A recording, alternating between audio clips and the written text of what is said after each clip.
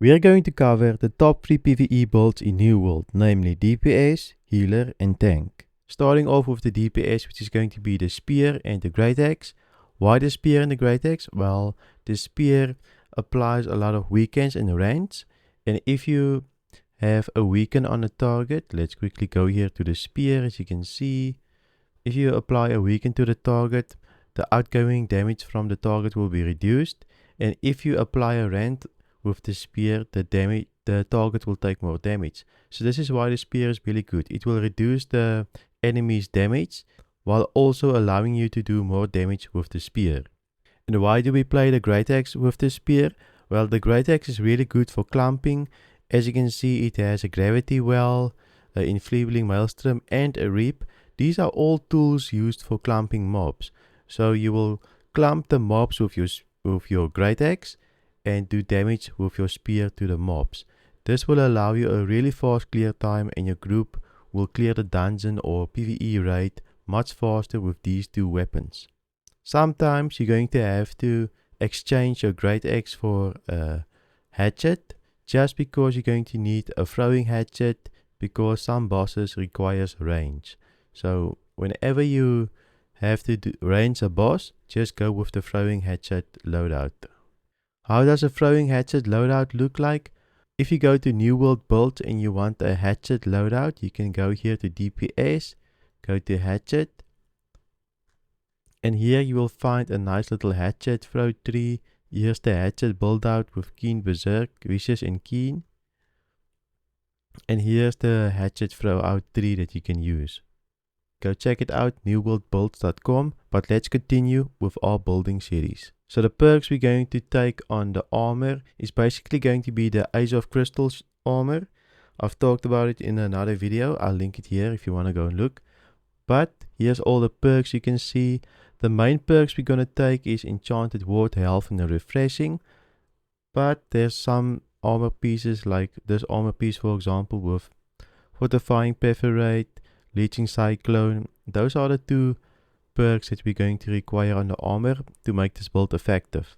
Leeching Cyclone will heal you, and Perforate will increase your Fortify on your build. This is not necessary, this is just a nice to have. But let's quickly talk about the other pieces. As you can see, we're going to use the Attuned Leather Pants for the artifact, just because it increases all of your attributes on your build, and this build can utilize multiple attributes like Dex, and Strength. Another artifact we're going to use is the Earring, which is going to be Antler's First. It's just going to increase the strength of your potions.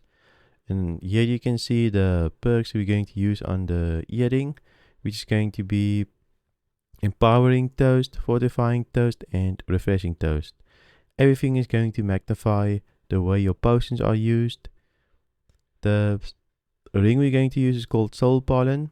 It's basically self-explanatory. You can see here's Leeching, Thrust, Damage, Hearty. A basic ring. This ring is really common. You can farm this ring in the Garden of Genesis dungeon. Now here we're going to go with an amulet, which is basically going to be your protection perk. It depends on what type of damage the mob is going to do, or which type of mutation dungeon it is. So you're going to exchange this protection perk for maybe nature damage, slash damage. It really depends on what type of damage you're going up against, or what type of mutation dungeon is going to be. So you can exchange this perk for whatever type of damage you are facing.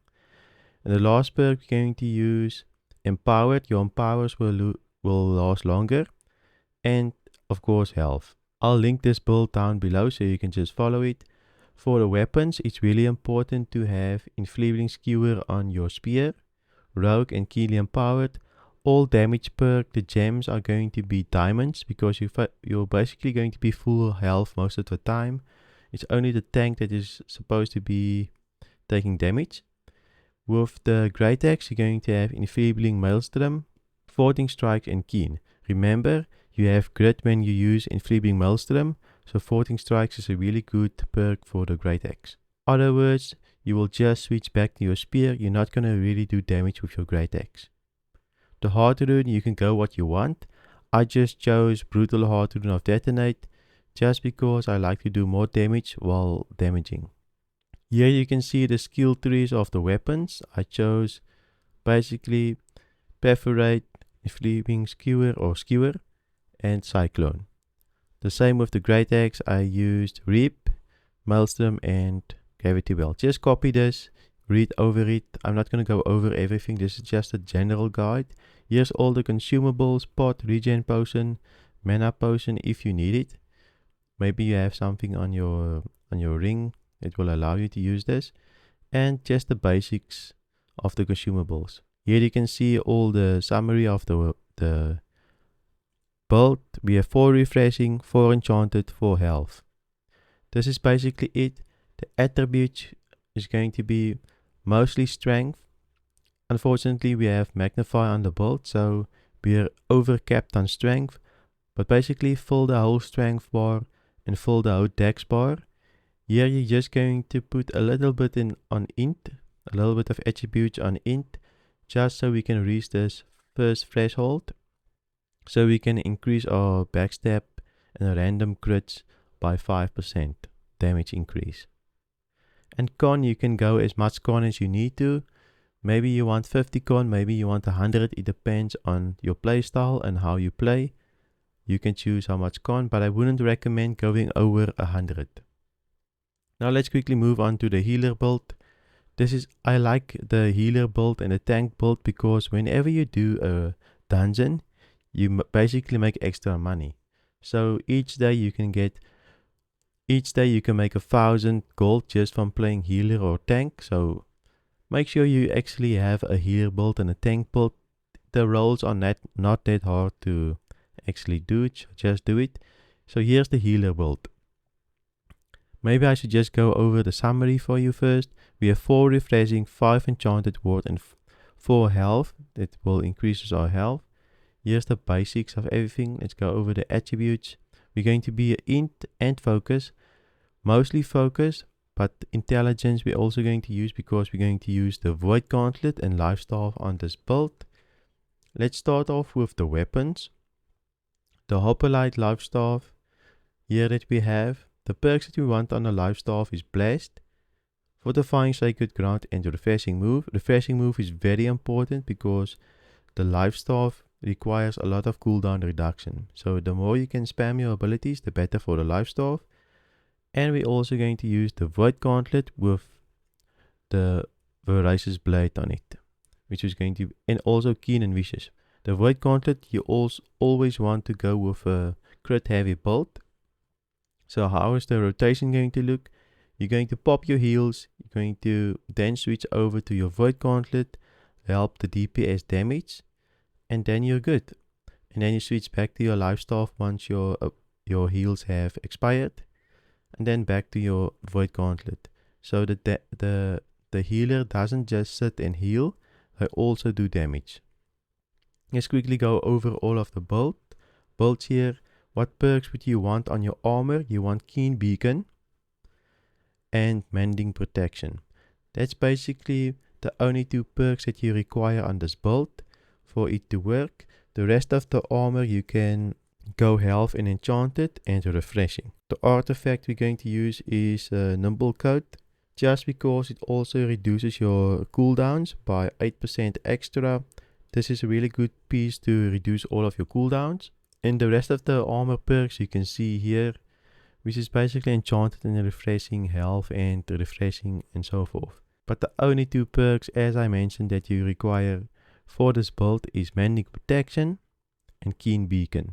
Keen Beacon because it helps your DPS damage more or make basically crit more, and Mending Protection because it increases your outgoing heals. Let's quickly go over the amulet. The amulet is really easy. It basically health, fortified, and nature protection. As I said before, choose the protection perk that you require against the boss, the type of damage the boss do, or the mutation. I went with fortified because you apply a lot of fortifies on other people, so all fortifies you apply will last longer. Let's talk about the ring. The ring is really important. The perk that you want on the ring is Sacred. It will increase your healing effectiveness and Healing Breeze. So Healing Breeze, when you heal somebody for 6 seconds, your weapon damage will increase. So this is a really good perk. And the earring is basically anything that you want to go with. Earring is not as important, but I went with refreshing toast, healing toast, and regenerating. I went with healthy toast here just because you're going to use mana potions, and whenever the healer's health is full, you usually do a lot more healing. So this is a really good perk. I need to talk about the gems in the Lifestaff and Void Gauntlet. You're basically just going to run diamonds. So here, as I said, plus 15% damage and outgoing healing when your health is full. So you're going to use diamonds. And with the heart rune, you can go what you want. I like the stone form heart rune just because I like to heal myself and protect myself whenever I am in trouble. This is the whole build. Here's the Lifestaff skill tree that you want to run. We're going to run Sacred Ground, Orb of Protection, and Beacon. And with the Void Gauntlet, we're going to run Scream, Void Blade, and Oblivion. Also, we're going to take 1 point in Essence Rupture.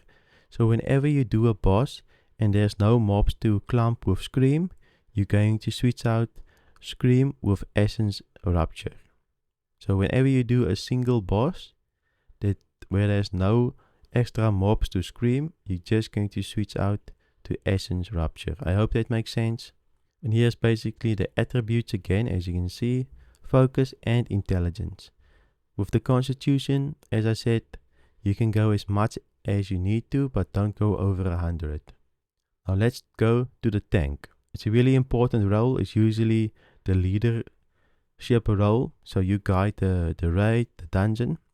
Here's the summary. We're going to have 4 refreshing, 6 enchanted, and 5 health. Health is really important on tank if you're not playing light. So here we're going to play Sword and Shield and Warhammer. There's no really any weapon perks we're going to use on the armor. So this is a really cheap build that you can run. There's no weapon perks we're going to require on the armor. The only weapon perks we're going to require is going to be on the Warhammer, which is going to be Sundering Clear Out. It will inflict rend whenever you do a clear out, which is really good because the more rend you have on the bosses or the mobs, the more damage your DPS can do. So a refreshing move is really good for the hammer, just because the hammer is a CC weapon, so crowd control weapon. You can stun, you can knock down, and all those good stuff. So you can control the fight with the Warhammer. With the sword, we're just going to use the Butcher. Why the Butcher? Because it does a lot of damage, and Whirlwind is amazing. You can basically use Whirlwind on mobs over and over again because the cooldown reduction is so little. The gems we're going to require on the 2 weapons is going to be Taunting Gems, so Carnelians. You're going to require this if you're going to tank. The shield you can basically go what you want, but I would recommend go Enchanted Ward, Sturdy, and of course some type of protection perk. Maybe slashing, maybe nature. It depends on what types of damage the mob does. Let's quickly go over the jewelry. The amulet is simple, health, divine, some protection perk. I went over the other builds on why you need a certain protection perk. Basically, type of mob you're fighting or type of dungeon you're doing.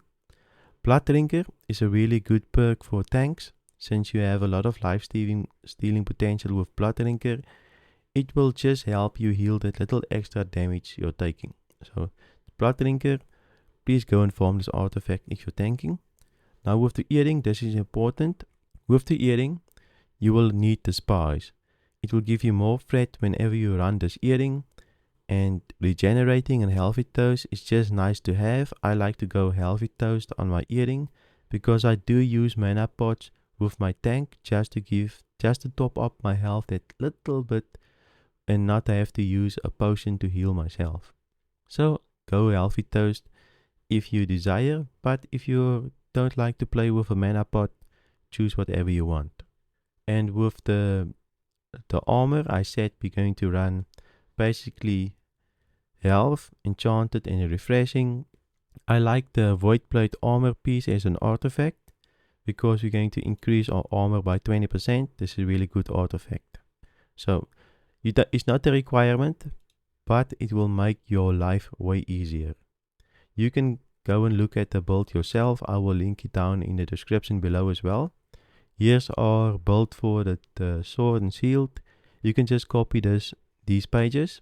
If you're going to go Whirlblade, Shield Rush, and of course Defender's Resolve, this is your main ability for taunting. Why do we go Shield Rush? Well, you basically weaken the mobs whenever you Shield Rush them. And of course with the hammer as well, you apply weakens by doing Shockwave. This is the basic loadout for the tank. How does the attributes look like? We're going to go as much strength as possible, and then the rest we're just going to pump into health. So 200 health at the moment, and strength is 350. At least please do hit 200 constitution, just because you get the grit effect whenever you perform a heavy attack. So 200 health is all that you require. Maybe if you're a more unexperienced tank, go 350 health and then just the rest into strength. And I didn't go over the gems. Basically all gems in your armor, even if you're a healer, a DPS, a tank, it really depends on what type of mob you are fighting or dungeon or raid you're doing. So if it's a mutation dungeon, maybe you want aquamarines for the frozen dungeon, ruby gems for fire damage resistance, or you can just go all elemental if you're only going to do M2 expeditions or dungeons. With the raids, you're going to have to watch a guide on the raid and see what type of damage these mobs will do, and you can decide which gems you will run in the raid. I will link these 3 builds in the description, so go look at it. I do recommend that you play all of these builds. Don't just stick with DPS, don't just stick with healer, don't just stick with tank. Try them all, and your knowledge base of the game will increase so much. Now that you know the top 3 PvE builds in New World, go and watch this video to see the top PvE perks and the armor sets you can go and farm in New World.